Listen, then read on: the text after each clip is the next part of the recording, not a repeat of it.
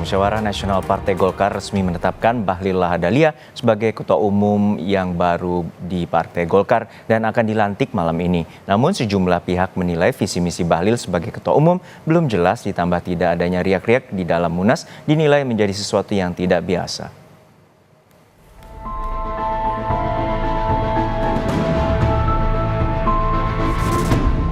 Rapat pimpinan nasional yang dilanjutkan dengan Musyawarah Nasional Partai Golkar sepanjang Selasa kemarin resmi menetapkan Bahlil Lahadalia jadi Ketua Umum yang baru menggantikan Erlangga Hartarto. Bahlil dinilai memenuhi syarat sebagai calon Ketua Umum Partai Golkar karena pernah menjadi Bendahara Umum Dewan Pimpinan Daerah DPD Partai Golkar Papua. Agus Gumiwang Kartasasmita yang sebelumnya menjabat PLT Ketua Umum Partai Golkar menyebut Bahlil sebagai kader terbaik Partai Golkar. Agus juga mengucapkan terima kasih kepada Erlangga Hartarto atas apresiasi Golkar di Pileg 2024. Kita mengetahui bahwa hanya satu nama yang lolos atau memenuhi syarat dari hasil verifikasi yang dilakukan oleh Dewan Partai Golkar melalui ST sebagai caketum. Yang satu yaitu Bapak Bahlil Lahadalia. Sehingga karenanya satu, logis saja bahwa nanti dalam Munas kita akan segera memutuskan dan menetapkan Bapak Bahlil sebagai Ketua Umum kita ke depan.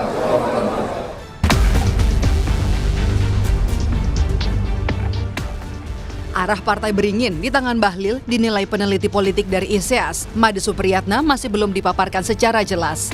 Made mempertanyakan dinamika dan tarik-menarik kepentingan politik yang tidak terlihat di depan layar. Tidak adanya riak-riak dan diskusi sepanjang proses penetapan Bahlil, menurut Made, jadi sesuatu yang rumit. Sebenarnya untuk saya itu tidak ada sesuatu yang baru. Yang akan mengejutkan bagi saya adalah bagaimana nanti. Dan sebagai seorang pengamat saya excited melihat di balik semua hal prosedural yang dikatakan Pak Nurdin Halid yang saya hormati itu, tetapi untuk sebagai pengamat jadi kering sekali kalau tidak ada dinamika apa sebenarnya yang berada di balik layar, apa sebenarnya tarik menarik kepentingan. Ini yang sebenarnya ingin saya lihat dan saya sampaikan tadi itu yang proses secara yang tidak prosedural yang di balik layar yang saya tangkap, dan karena saya juga mengetahui dan mendapatkan beberapa informasi dari luar ya agak rumit gitu, dan saya excited melihat bagaimana ini ke depannya gitu ya. Oke. Usai menetapkan Bahlil jadi Ketua Umum, Munas Partai Golkar akan ditutup hari ini. Presiden Joko Widodo dan Presiden terpilih Prabowo Subianto direncanakan akan hadir. Golkar juga memastikan mengundang mantan Ketua Umum Partai Golkar Erlangga Hartarto hingga Wakil Presiden ke-10 dan 12 Republik Indonesia yang juga senior Partai Golkar Yusuf Kala. Tim Liputan, Kompas TV. Hari ini Partai Golkar kembali melanjutkan agenda Musyawarah Nasional. Sejumlah agenda akan dibahas termasuk memilih dan menetapkan Ketua Umum Partai Golkar.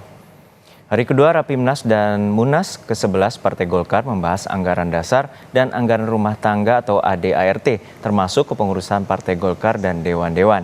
Selain itu, pemilihan dan penetapan Ketua Umum turut digelar hari ini. Ketua Umum terpilih Bahlil Lahadalia akan memaparkan visi misinya sebelum resmi ditetapkan menjadi Ketua Umum. Nah, setelah pemilihan ditetapkan katakan calonnya siapa. Baru setelah itu kita akan pembahasan tentang mendengarkan visi misi. Ya, setelah itu setuju, oke, ditetapkan dan disahkan. Ya, setelah itu nanti kita membentuk formatur. Formatur itu maksudnya kan baru ketua umum nih yang terpilih. Nah, kemudian ke bawahnya gimana? Nanti ada kesepakatan. Apakah perlu ketua harian? Kemudian berapa waketum, berapa jumlahnya, itu formatur nanti kerja.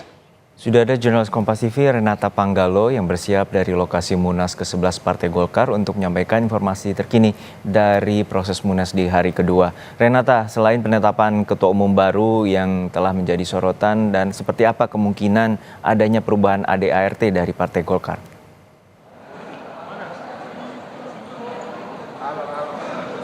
Iya, untuk perubahan ADART ini memang masih sangat cair. Tadi sekitar pukul 9 sudah dilaksanakan rapat komisi dan saat ini sepertinya sedang penyampaian hasil dari rapat komisi. Jadi memang rapat komisi ini membahas soal ADART dan juga tentu yang paling sangat disorot ini adalah terkait dengan kepengurusan dan siapa saja yang nantinya akan mengisi kursi dewan. Terkait dengan hal tersebut memang ini masih akan dibicarakan. Tentu untuk jumlah pengurus dari ADART yang sebelumnya ini paling sedikit 187 pengurus. Kalau kita bandingkan dengan periode sebelumnya, di periode Airlangga Hartarto ini ada sebanyak 202 pengurus. Selain itu juga Juno dan juga saudara, tentu yang menarik yang seringkali mendapat sorotan inilah adalah penentuan siapa kemudian yang nantinya akan mengisi kursi dari dewan-dewan. Nah, untuk di periode Airlangga sendiri ini ada 5 dewan, ada Dewan Kehormatan, Dewan Pembina, Dewan Penasehat, Dewan Pakar, dan Dewan Etik. Lantas kemudian siapa yang berhak menentukan isi dari ataupun struktur dari kepengurusan Partai Golkar? Salah satunya adalah calon formatur tunggal yang juga sudah terpilih kemarin, yakni Bahlil Lahadalia yang rencananya juga akan terpilih secara aklamasi sebelum nantinya akan ditetapkan sebagai Ketua Umum Partai Golkar. Memang kalau berdasarkan hasil yang sudah dipungut suaranya kemarin begitu Juno dan juga saudara, Bahlil Lahadalia ini meraih 468 surat dukungan atau 83% dari total 558 pemilik suara. Kalau berdasarkan ADART ini juga sudah bisa mendapatkan kursi Ketua Umum Partai Golkar. Dan juga untuk tadi saya sempat membahas terkait dengan dewan-dewan ini juga menjadi andil dari Bahlil Lahadalia yang untuk kemudian bagaimana menentukan siapa yang berhak mengisi kursi tersebut. Kalau isu yang berkembang saat ini memang ada opsi Presiden Joko Widodo ini akan terpilih menjadi salah satu dewan yang dipilih oleh Bahlil Lahadalia. Tetapi tentu ini masih merupakan spekulasi, tetapi Juno dan juga saudara yang bisa saya pastikan adalah memang Bahlil Lahadalia ini punya andil untuk memilih dewan-dewannya siapa nanti. Jadi masih kita pantau bagaimana jalannya Rapimnas dan Munas ke-11 Partai Golkar. Tadi juga sudah tiba di lokasi Bahlil Lahadalia selaku calon tunggal Ketua Umum Partai Golkar sedang mendengarkan rapat paripurna di dalam. Juno. Ya, Renata, untuk sore nanti merupakan prosesi penutupan. Lalu siapa saja yang telah dikonfirmasikan hadir dalam penutupan Munas Partai Golkar?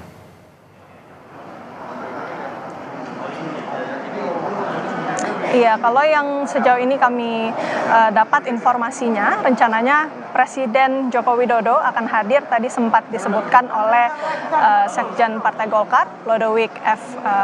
Paulus, yang mengatakan bahwa 4 jam sebelum acara ini nantinya akan dilakukan sterilisasi pada bagian venue, lokasi penutupan Partai Golkar untuk kemudian bisa diamankan oleh Pas Pampres sebelum kemudian Presiden Jokowi bisa menghadiri penutupan dari Rapimnas maupun Munas ke-11 ini. Tentu dalam penutupan nanti Presiden Joko Widodo juga akan memberikan sambutan dan nanti kita lihat bagaimana dinamikanya karena sepertinya ini akan ada kejutan. Apakah benar nantinya isu-isu yang beredar terkait dengan penetapan dewan-dewan ini benar bahwa nantinya Bahlil akan memilih Presiden Joko Widodo? Nanti kita lihat karena balik lagi dalam ADART tidak dicantumkan syarat kalau yang mengisi dewan-dewan ini harus merupakan anggota dari Partai Golkar. Sementara memang kalau untuk ketentuan dari Ketua Umum Partai Golkar itu 5 tahun minimal menjalani masa menjadi anggota begitu ya. Kemudian untuk dewan ini tidak ada. Jadi dibebaskan pihak eksternal siapapun bisa menjadi atau mengisi kursi dewan. Jadi kita nantikan apakah nanti malam hari akan ada kejutan. Juno. Baik, terima kasih atas laporan lengkap Anda, jurnalis Kompas TV Renata Panggalo dari JCC Senayan, Jakarta.